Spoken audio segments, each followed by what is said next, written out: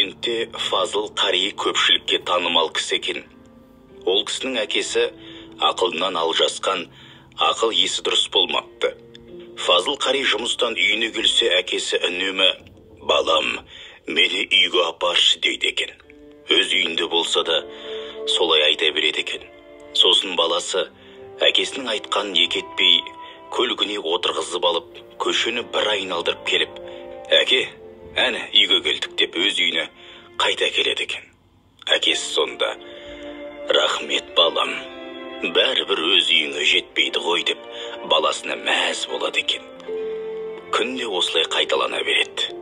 Бір күні Фазыл қари бір себептермен жұмысынан шығып қалып, көлігінде сатып жібереді. Әкесі күндегі әдетінен жаңылмай «Балам, мені үйге апар» дейді екен.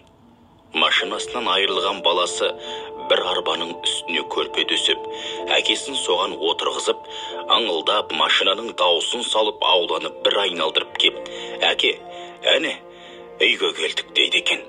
Әкесі мәз болады екен. Бір күні әкесі «Балам, қолыңды жай, мен бүгін саған жақсылап бата берейінші, дұға етейін. Балам, бүкіл әлемдің патшалары сенің арқаңда жүрсін» деп бетін сипап бата беріпті. Ал ұлы болса, «Қалай бүкіл әлемнің ел билеушілері менің арқамда жүреді? Мен оқымасам, үлкен жұмыста істемесем» деп таңырқапты. Мейлі, әкемнің ақылы бүтін емес қой деп күліп, үндемей қоя салған екен. Арада біраз жылдар өтеді. Баласы Фазыл қари дінге бет бұрып, 1998-2000 жылдары үлкен қария атанады. Сол жылдары Самарқанның бір кесенесі ашылған ба, мешіт соғылған ба, әйтеуір бір үлкен жиын болыпты. Оған барлық көрші, Ресей, Қырғыз, тағы да басқа мұсылман елдерінің президенттері келіпті. Сол жиынға Өзбекстанның бұрынғы басшысы Ислам Каримов осы Фазыл қариді шақыртыпты. Және қариға айтыпты: «Сіз алға түсіңіз, бізге жол бастаңыз» деп алдына өткізіп жіберіпті.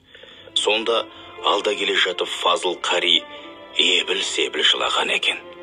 Жанындағылар таң қалып: «Неге жылайсыз? Артыңызда ел билеген патшалар келе жатыр, жыламаңыз» депті. Фазыл қари сонда әкесінің берген батасын есіне алып, және оның қабыл болғанын айтып берген екен. Ата-ананың батасы қашанда қабыл болады ағайын. Баталарын алып жүріңіздер.